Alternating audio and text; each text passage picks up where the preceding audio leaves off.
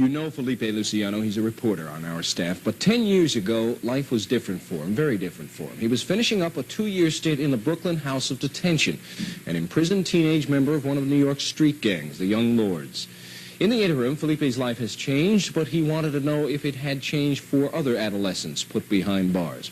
Tonight and for the rest of this week, Felipe will be reporting live from the Adolescent Reception Detention Center on Rikers Island. That's a part of the Rikers Island prison complex. He'll be looking to see if things have changed for the inmates, for the people who guard them. Now here's part one. Felipe? What's happening, Tony? This has been my home for 2 days now, and since I've been here, since I began researching this series, a Puerto Rican inmate sliced his arm with the razor, 7 inches long, 2 inches wide, because he wanted to be transferred from one housing area to another. A white inmate was beaten and kicked brutally in the face because he refused an older inmate a cigarette. And finally, a black inmate accused of being an informer, or a rat as they call them here, had a contract put on his head. Even though he was moved to another part of the institution, within hours, a Puerto Rican inmate sliced him on the neck and on the face. A Puerto Rican inmate he didn't even know. His attacker barely missed his jugular vein. I'm not saying these things to shock you, but to inform you that even though we send these teenagers to jail, the violence doesn't stop. In fact, many times, it increases while they're detained until they're either bailed out or sentenced. There's a certain kind of fear when you're arrested, but the repercussions of what you've done never really hit home until you come to a jail like this, until the jail door slams on you. You may be a bad dude out in the street. Your parents may think you're incorrigible, but when you come here, you meet guys that are tougher, rougher, and built bigger than any cats you've met out in the street. I call them heavy hitters, and for good reason. 80% of them are in here for felonies. 30% of them are in for homicides. And I guess that's the major difference between the time I was locked up and now. In 1964, I was arrested for homicide. It was a gang fight that resulted in someone's death. One of my gang members confessed to the murder. I and another were charged with being accomplices. I was sentenced to 5 years, 2 of which I served upstate. But most of the people I met in my jail travels were first offenders. Here at ARDC, there is a difference. Most of the inmates here, 16 to 20 years of age, are multiple offenders. In fact, one of the guys that I've befriended is 20 years of age and has been arrested 30 times. The one thing that is the same, the one thing that has not changed, is the receiving room. This is the area where most of the new detainees come through in a process before they're assigned to a new housing area.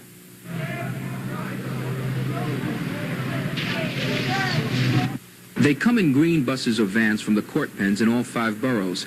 These are the crime statistics, tomorrow's news, the muggers and killers of the elderly, the rapists, the armed robbers, the purse snatchers, and the burglars.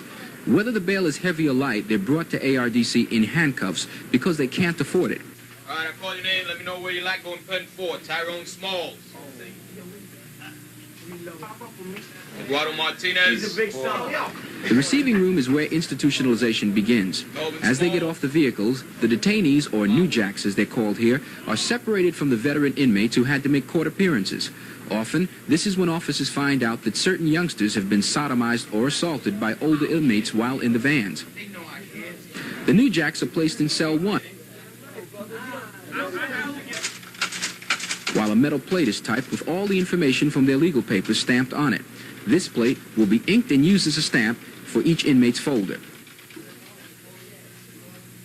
From one cell, when your name is called, you drop all your property on the table in front of an officer. Watch, bracelet, money, everything. And you sign various forms. An ID card, a property card, a commissary card, a clothing card, a cell locator card. After the forms are filled out, the prisoners are fingerprinted. Officer Arnold, a veteran of many years in the Department of Correction, is a receiving room regular and takes the teenagers through the paces quickly. After fingerprinting, he's allowed 1 phone call, after which an inmate is photographed for in-house records. During the processing, the receiving room officers are weeding out those they think will not survive in the general inmate population areas, the physically frail, the gays, and very often the white inmates. In ARDC, they're outnumbered 6 to 1. They're put into special protective custody housing areas to keep them from getting beaten. Take all your clothes off. Now Officer Arnold takes over in what he calls the stateroom. This is where the final institutionalization takes place. The inmate must strip, bend over as Arnold searches for contraband, even in the anus. In this young man's case, the metal taps from his boots were taken to prevent them from being used as razors. His civilian clothes are put in a box to be stored for him, and he's given a pillowcase with a blanket, a blue uniform, a toothbrush, toothpaste, and a piece of soap.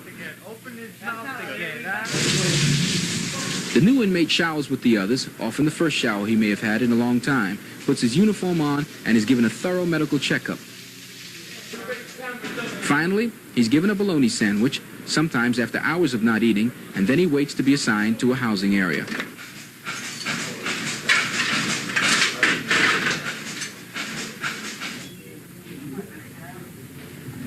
We're back here in what we call 4-upper. 4-upper is supposed to be a heavy area. As you see, most of the inmates behind me doing the kinds of regular things they do, playing cards, playing dominoes. But what I'd like to talk about right now is reception. What happens to a new inmate when he comes in? Toke, how did you feel when you first came in here? Like, I felt kind of, nervous, scared, because, when you get here, man, it's, it's bigger people than you are, like, I'm big myself, I'm 6'3", and, like, because you big, that don't mean that, you're a bogart, or, you can get over on people, something like that, It's like, you got to be cool, you can't, come off bad, you got to be nice, you got to keep it cool. Even if you think you're a bad guy in the street, huh? Yeah, even if you're bad in the street, you come here, your whole attitude changes. Why? Why do you think that happens? I don't know, man, it's a feeling, because, they got a house gang here, and they stick together, they don't like people, get over on, the people in the house gang. Or even they look out for people, all the right people that, they live around their way, they call homeboys, people live around their way, look out for people like that, Like, even if you're a funny person in the streets, you can't come here snapping on brothers, You mean like a comical person, you like to joke a lot? Yeah. You can't do that here. No, you can't do that here, man. Because, if you like to snap on somebody, if you're a comedian in the streets and you talk about somebody's mother or their father, their mother or father might have died, You can't do that here, man. They might break on you or something. Sammy's been here a long time. He's a graduate, been around a long time. This is not the first time you've come here. You've been here about 8 months. What are some of the rules of survival here at the Adolescent Reception Detention Center, Sam? Well, first of all, you can look at it in a lot of aspects, because if you're coming in here with that kick that you're gonna be number one and take over anybody else's position, it's not gonna work that way. Because you got guys laying up, like myself, 8 months. You got guys laying up years, before they take their cases to trial, especially homicide, and they will not allow anybody to come in and take their position. So you're saying it's like a hierarchy. There's a certain class system here. The older cats have more to say with the goings-on within the dorm. They got the same. What would you give to Toke as the first rule of survival here at ARDC? To be cool. Because you gotta it's like a cake. You gotta bake yourself, you gotta make yourself be known. Don't disrespect nobody, but don't take advantage of anybody else, because the people around them, just for the heck of it, is gonna jump you, Should you also be nice with your hands? You gotta be. That's the story here at AADC. You may think you're a bad guy out in the street, but here you're nothing, as they say here you're nothing but a chump. Somebody else will always take you off. In a sense, it is a jungle, but when you're arrested, this is what you have to deal with. Tomorrow we'll be dealing with officers. Until then, I'll be staying here for 5 days until Friday. Felipe Luciano at Rikers Island, Newz Center 4.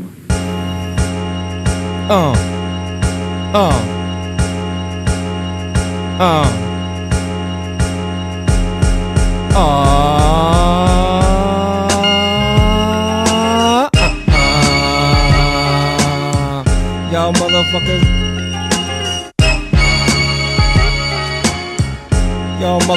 Y'all motherfuckers don't. Y'all motherfuckers don't. Listen.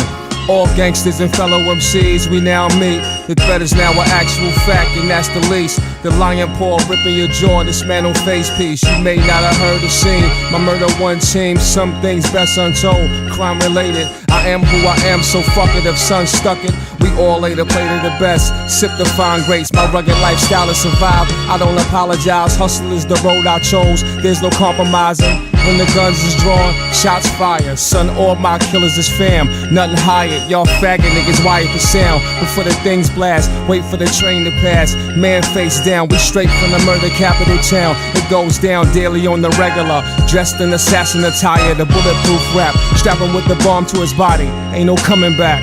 Yeah, yo, these dudes out here ain't fighting no more. You either dump or run, or go to the law. Me, I take it further, son. This murder one. Maneuver with Rugers, I call him Ferguson. You force my hand to take you off the earth with guns. Justify homicide, that bird is done. I drink that red rum straight out the faucet, your boy lost it. I'm on a Bell Parkway, the ratchet I toss quick. I'm a boss bitch from that beast New York, where that cheap talk get you outlined and chalk. Step out of line, we put your thoughts on the sidewalk. We pop your top like we popping corks. You can catch me in the south on the porch with them choppers. I bring out them helicopters. Your boy gun game is hella proper. Yeah, so masterful, the flames burn hot. Coming for the kills, faggot niggas' heads get chopped and get rolled from blocks and get slapped out spots. E&Y, keep it live, Brooklyn, lick off shots. Make them duck, tuck, roll real slow, don't stop till they get it and flop. See, I aim for top, and why? Don't ask why, just move where my flow blows so. Watch our careers get stopped. My pop spit the seed and I swam stream, strongest and broke through. Raised by to a general, physicals, he's holding weight and leading the way like a freight train. Better jump fast, nigga, you hear? Be sure, ain't no horseplay, don't play. Murder when my mind spray. Give y'all fools lessons of war. No more from every land on this planet Earth and waters all across. Truly yours, the flames, the force. The name's F.R.E.E. M.U.R.D. My nigga, their name is free murder. Killing is no limit, even without C murder. We take and keep burners, we don't give it back. It's like the block slow, it's hard to get rid of that. Kinda mad, wish he should've had a bigger gat. Not this little shit could fit in my fitted cap. Matter of fact, give him that, make him do something. But really though, y'all, he ain't gonna do nothing. Bang at me, I pop your bitch, now she shot up. The name is free and that's the opposite of locked up. I have you locked up, they call the cops up. You need a housing worker, had that blood mopped up. Yeah, I'm like, what? Whip my Glock up. I'm a nut like the shit I get off cocksucks. I just popped up and already done with you. Should've been your pop jump the way I've been sunning you. Came with your thing, you can't fight, use a lame nigga. Under the wing like lights on a plane, nigga. Talking. Get on your job but get the walking. Major league batters in here, you steady balking. The Mac Mall cats like dogs that botch the abortions. Make blood pour like bottles above. You pop the corks on the war zone. Better believe I get my stalk on. Artist of the year, draw the fall long. Bong, when all said and done, I be long gone. Hong Kong, getting my cock walk through my long johns. Same song all around the world like Pop did it. Caught a little half 100 grand with the cop with it. The grass that I stashed in the dash hit the block with it. The Glock that I brought along for the ride got knocked with it. Now I'm up top trading bars with my box niggas. With 2 strikes against me, ain't no room for the third. Even the cops get it, got niggas watching they misses. Do a middle harm, legs cocked in the air, screaming yeah like Little John. Shit upon Little Corn Styles and son. Potty train, shotties bang, Gotti slang, body lanes where we get it on.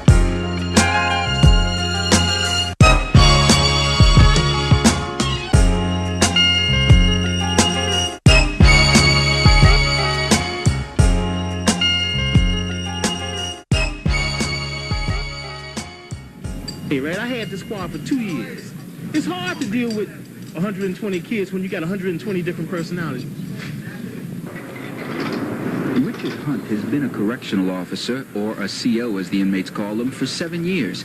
2 of them have been spent in this jail. He's worked a regular housing tour most of the time, but it's taken a toll on him simply because the job demands a personal kind of commitment. You come in here, you don't know if you're going to be stuck today, you don't know if you're going to be assaulted, you don't know if you're going to get your neck broke.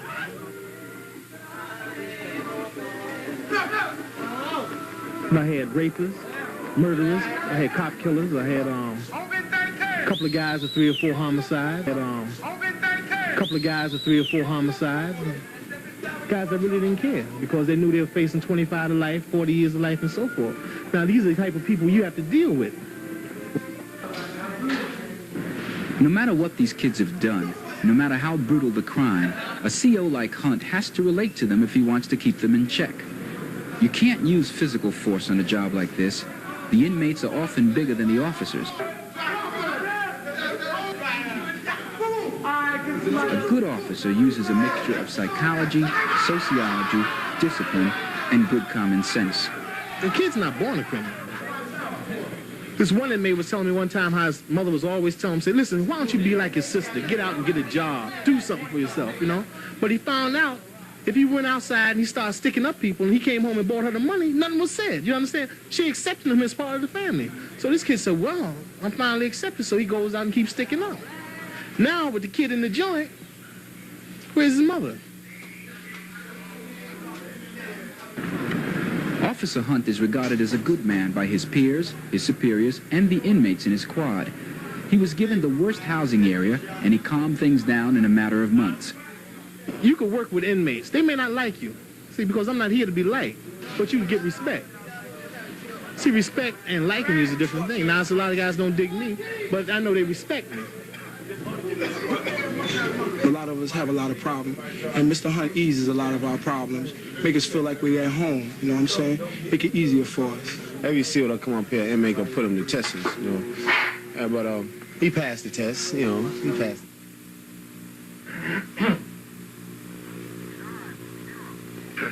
I'm talking right now inside an officer control station. This is where most of the activities occur for the officers.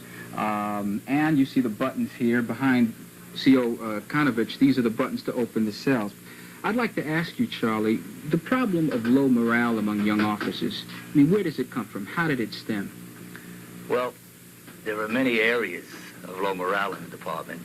The main one is the forced overtime, you know, forced to work double shifts. Lost days, you only get 1 day off sometime. Why are they forced to work overtime? What's the problem? Shortage of personnel. See, in this department, we have posts that must be manned at all times. And when the men aren't there, they have to come from somewhere. Right. Is there a reason, Officer, now talking to Officer Mike Cruz, is there a reason why the men are not here? I've heard many of the superiors tell me that there's a high absentee rate. Well, basically, it's because the men are mentally exhausted and are experiencing physical illnesses as a result of the long hour and the long tours. Does that take the form of what they call bangings? Most certainly does, yes. How do the Hispanic officers feel? There are 2,000 prisoners in the city jails. I mean, what is the Hispanic officer's problem or relationship to the Hispanic inmate? Well, some of the problems that the Hispanic officer is experiencing now in ARDC is the fact that there aren't enough officers, Hispanic bilingual officers, to man all the housing areas where they have Hispanic inmates. And as a result of this, we're spread thin and overworked. There are officers that cannot work 7 days in high-tension areas like Fort Upper, the housing area that we're in now.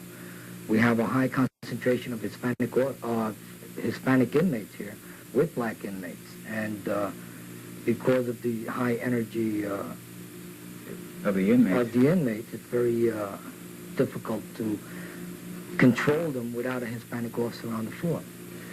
C.O. Fleming, I've heard this 1,000,001 times from young black and Puerto Rican officers. We work overtime. We're not given any recognition. We only get 7 whole weekends off a year.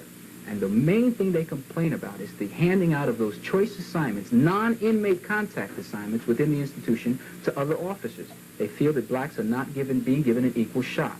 What's your opinion? This is very true. I think the minority officers, so-called, are very dissatisfied with the ratios that you have with white officers that work these non-contact areas. It was a system used at one time in this department that seniority prevailed. And it stands to reason that in the later years, more black and Puerto Rican officers were hired. So therefore, if you go by seniority, you will find that white officers have been chosen for these so-called tit jobs. But in other cases, I don't feel that seniority should be the only basis for choosing a job of this sort. That in order to maintain a good working relationship amongst ourselves, which also will filter down towards the inmate, I think it's necessary that we equal out some of the morale by distributing jobs more, if being necessary, on an ethnic basis. That's basically the problem here among correctional officers, it should be remembered that they are the ones who have the daily contact with the inmates. They are the ones who have to face the frustrations of the inmates. Inmates who come back from court and don't see their judges. Inmates whose mothers don't come to see them or who are given heavy sentences. One of the things that they've been asking for, demanding, is recognition, at least from their superiors and from the city. Tom, back to you. Felipe Luciano at Rikers Island, News Center 4. Thank you, Felipe, and we'll continue his reports tomorrow night here on Channel 4. And now here he is, star in his own right, a legend in his own time, Frank Field. Thank you, Tom. Isn't it good to be back in Gotham City? You know, I was thinking last night as I stepped off that plane, who needs that 91 degrees in November, right? That's right. 3 years ago, our reporter was completing a 2-year hitch in the Brooklyn House of Detention on homicide charges, and now he is back behind bars for a week. This time as a reporter for News Center 4, trying to find out if anything has changed for teenagers in jail. All this week, Felipe is reporting live from Rikers Island. It's the first time that the Department of Corrections has allowed live broadcasting from inside a prison. Felipe's report tonight is about prisoner violence. It contains some material and discusses certain subjects that you might find objectionable. You may not want young children to watch it. Here now is Felipe Luciano live from Rikers Island, New York. Tom, the one thing an inmate behind bars has to always remember is to stay alert, to be vigilant. You never know what's going to happen. You never know who's going to stick you or with what. A lot of the masculinity, your macho, is determined by how well you protect yourself, because things are always fluctuating here. A rumor, somebody calling you a rat, an informer, can get you hurt in this place. There's no doubt about it. Even though there's 16 to 20, anything can break, as we've been talking about during the week that I've stayed here. They've developed the weapons technology here. It's not very sophisticated, but it gets the job done. This is part of a rod from the ceiling. These are lower tile ceilings, and they sometimes have to rip them out to develop, to get their thing together, to get their weapons. This is one of them. As you see, it's sharpened. These are brass knuckles. This is the top of a garbage can. Wrap your knuckles around it, and it can be kind of lethal. It can hurt. This is plexiglass that was melted. They took the screen, the chicken wire from their lockers, put it together, and this is ingenious, welded it, and you have a sticker. This is supposedly unbreakable plastic. And what, of course, it's broken, and it's charred almost in a perfect sword. With your hands wrapped around it, maybe some cloth wrapped around it, it can also be a pretty lethal weapon. This, believe it or not, is a mop fixture. The mop is over here, here are the strings, this is attached to the wood. They sharpen this, and this can give you a cut that would take about 17 stitches to sew up. Here's a simple kitchen fork, a lethal weapon. What does a glove do? Well, what you can do with a normal work glove is just attach thumbtacks to it. I don't know if you can get a close-up of this. Thumbtacks with some adhesive tape, a backhand slap, and the guy's face is punctured for life. Every one of these weapons was found in either a fight that occurred on the day room floor, it cleared, and security people came and they found them on the floor, or in a search. And they confiscated it either in mattresses, in the ceilings, behind the steam. Sometimes they found knives in toilets. And when the search was conducted, of course, you know, they get the inmate that's there, and he's written up for an infraction. Where these weapons are part of the prisoner violence, there are other forms of violence that are done for other kinds of reasons. Inmate violence doesn't only take the form of assault. It takes the form of violence on themselves. To gain attention, to gain the ear of the captain or the assistant deputy warden, inmates at ARDC will often cut themselves, not deep enough to die, but deep enough to require stitches. And he's getting people that ain't even doing this side of me. So you said you didn't do it? No, I ain't do it, man. He got 2 of us. He said that the kid was in my cell, and the outside of mine, them and 4 up. And you didn't do it? I ain't do it, man. This inmate, accused of an in-house crime, cut himself because he doesn't want to spend a month in the punitive segregation housing area, where inmates involved in incidents have to stay locked in. There have been studies taken of animals locked in small areas for long periods of time. Some of the animals turn homosexual, and most exhibit deviant forms of behavior. Inmates at the Adolescent Reception Detention Center seem to vent their anger over being locked up on the institutional property. Officers are amazed at the ingenious methods these teenagers use to destroy or mutilate their cell fixtures. So-called unbreakable plastic windows are broken easily and have to be replaced by wooden boards. Porcelain sinks are ripped completely off the walls. Toilet seats are cracked in half. Steel lockers are pulled out of their sockets and bent and left to hang unusable. Well, here we are in what we call 4 Upper. This is the happy dorm. All of the guys are behind us. Seiko, my man. What we wanted to do is bring together a group of the inmates to discuss some of the prisoner violence, because it is a victimization of one inmate against another. And maybe I can start by asking my man Bullet, what are some of the problems that, as a Puerto Rican inmate, you find here? There's been a lot of static between black and Puerto Rican inmates. What is it caused by, Bullet? I feel that, you know, blacks and Puerto Ricans don't get along, period, you know. And I feel there's a war between blacks and Puerto Ricans. There's a big conflict between the blacks and Puerto Ricans. They never have gotten along outside in the streets or inside. You know, I also feel there's a conflict between the policemen and the institution. It's racialness between the blacks and the COs and the institution, the P9 institution.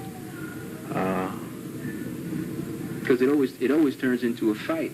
Talking to you, young blood, he's saying there's always static. You don't get along, but sometimes they do get along in the streets. Why is it that when they come here, it turns into a battleground? What is that about?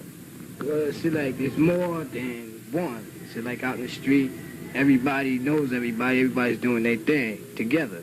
And when you come to jail, being that you're incarcerated, there's a lot of frustration. And being that one must get all this frustration off, so, you know, he picks a fight. Or he starts a fight, somebody else starts a fight with him. Is this a power struggle, or is it just that, you know, two races can't get along? No, it's just that, you know, when you get in here, you know, you're mad because you got busted anyway, right? So, you know, anyway, between blacks and whites, all Puerto Ricans, they never got along from the beginning of time, really.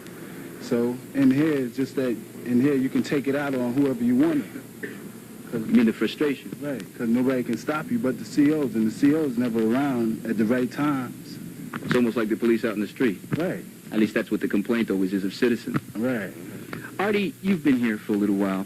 What does a white inmate have to go through? They're almost outnumbered here, about 6-1. What do they have to go through? Well, a white inmate has to show, you know, has to put up and fight, you know. Otherwise, he can't just struggle along going to dorm, because it's just hard for them, you know. Here they're put into what they call PC, protective custody. Why? Well, to protect themselves, you know, because they either can't get along in the dorm, or they just don't want to fight back, or, you know, show themselves. What did you go through when you came here for the first time? Well, I had a bad fight against 7 guys, and I got 4 stitches under my eye, you know. They were black, Puerto Rican? Well, I couldn't really tell, you know. I was down on the floor. And then you were put in protective custody? Yes. I should explain to the audience that what often happens is white inmates will come in, they're hit, they're attacked, or sometimes not only white, but black and Puerto Rican who are physically frail. And then what the officers do is take them and put them in what they call protective custody. Hibaro. Often there have been sodomies. In fact, I was looking at some of the records, and sodomies have occurred a lot between Puerto Ricans. What is that about? Is that a sexual kind of frustration? Is it a power thing? What? Sometimes they come some little kids, they look just like a woman, you know. So we don't, you know, we trying to back to them like what's a woman for real, you know. So sometimes they come, you know, they're sitting down in the bullpen, you know, or kind of sassy, you know. So that's why we like to. They remind you of women? Yeah. Is it a pretty guy that reminds you of a woman, a small guy? What kind of a guy? Well, for me, they're like 16 years woman, you know, kind of, you know. Like a teenage woman? Like a teenage, you know, I would have. That's what it... About it like that. For now, about that, you know, I would have talked about my brother, you know, the way they kiss and everything in here, you know. Yeah, I was talking to Hector before. He's upstairs. We're going to rap about him in a little bit. You know, that's what it's like here at ARDC, the Adolescent Reception Detention Center. It's rough.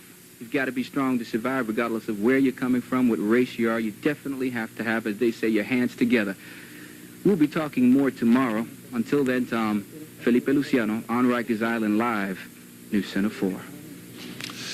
In introducing Felipe Luciano's report tonight, I made reference to the fact that he had done time in prison for a homicide charge. That was an error. It was a manslaughter charge, a careless error. Luciano.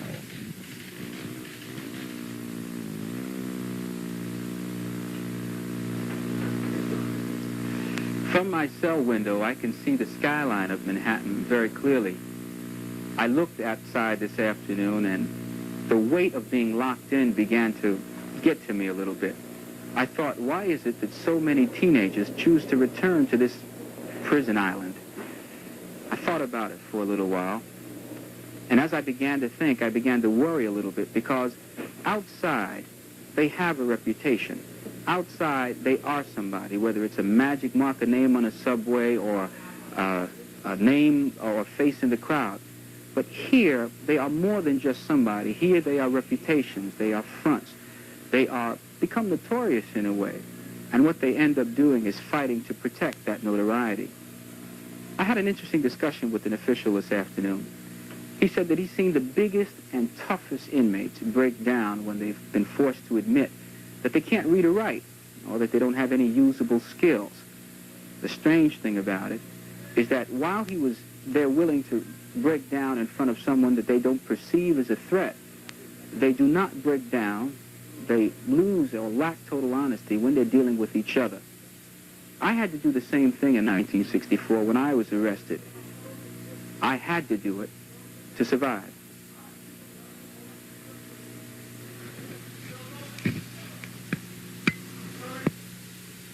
Going back to jail was great as an idea, but as the idea became reality, and as the day grew nearer for me to become an inmate, my moods began to change. I became extremely nervous. How would I survive? I'm not the same person I was 12 years ago. I may delude myself at times, but I don't think, speak, or act in the same way. I'm a reporter now, not a gang member. Would I be challenged?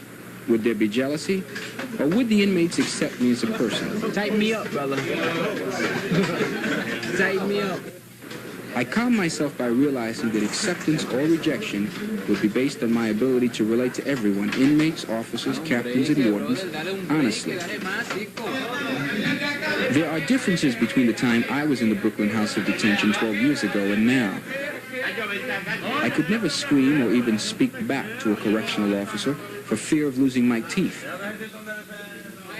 Rights? What rights? The COs, or the hacks as we called them in those days, had all the rights and would often use them to physically abuse inmates who they labeled troublemakers.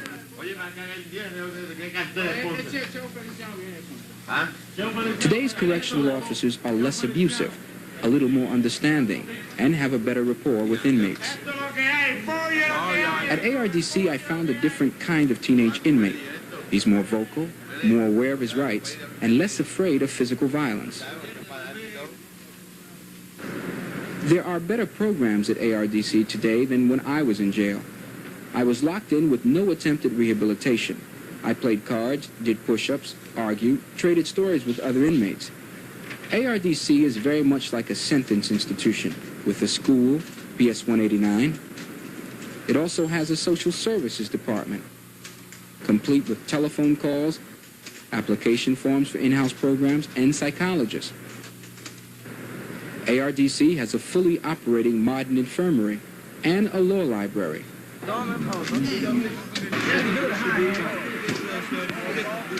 These inmates are facing felony charges, homicides, armed robberies, rapes, and assaults. Most of them don't understand the seriousness of what they've done.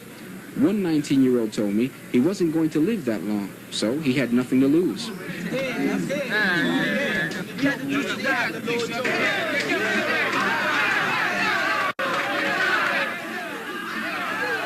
These adolescents do not value life as I do. They've grown up on the streets in a cold world of violence. There was no other way to see and feel this story without living inside for at least a week. And yet, there's so much I haven't shown you, so much I haven't seen. I've only touched the tip.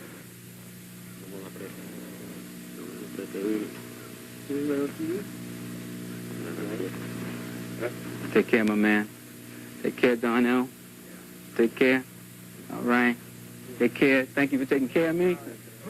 Where's the house squad? Where's the house squad? Ibaro, take care. Take care, my brother. Take care. Take care. Take care. All right, my man. All right. Take care. Take care. All right, Donnell. All right, take care, bye. yourself. Take care, LT. Take care, Colombia. All right.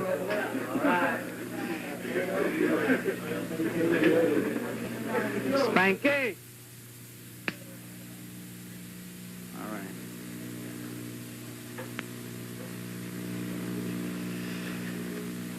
Though I've lived here about a week, it's hard to make judgments.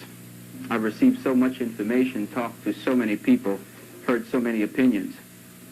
One conclusion that I've come to is that you cannot judge this institution with a normal value system. You can't judge it by outside standards. The moment you enter jail as an officer or an inmate, time stands still, and the thing that is at a premium is space. You have to get another standard of measurement for good and evil because they're not the same as the outside world. Jail language is different than street language and very different from popular English. How one walks and acts here is very much a facade, but that facade is a deadly serious facade, and if you take it too lightly, you just might not come out. Each group making up the Adolescent Reception Detention Center has grievances. The officers want to see the establishment of a formal corrections academy with courses in psychology in order to instill a sense of professionalism they say they lack. They'd also like to be given public recognition for a job that's dangerous and time-consuming. Inmates have complained that they're tired of institutional promises. They want contact visits. They want clothes that look decent so that when they go to see their parents, they don't have to dress in wrinkled clothes. They want a variety in their food, and they want a full athletic program. They feel that being locked in as many hours as they are only increases the violence. The administrators bemoan the fact that young officers and inmates want things they haven't worked for. Officers want seniority positions without having spent sufficient time on the job. And inmates demand rights as if they were ordinary citizens, not suspected criminals. The warden's major grievance is no money, no manpower, and no programs. Most of the grievances and some of the criticisms are valid and should be taken at face value if corrections is to prevent crises rather than reacting to them. This will be my last night at ARDC. To the wardens, the captains, the officers, and the inmates, I want to say thank you for having taken me in warmly and for having taught me so much. To my viewing public, I ask you to think before you make a judgment. When I go off this program, when it's all over, the jail will still be here. The officers will still be here. The inmates will still be here. And the wardens will still be here. Out of sight should not mean out of mind. This is Felipe Luciano, live from Rikers Island. Youth Center 4.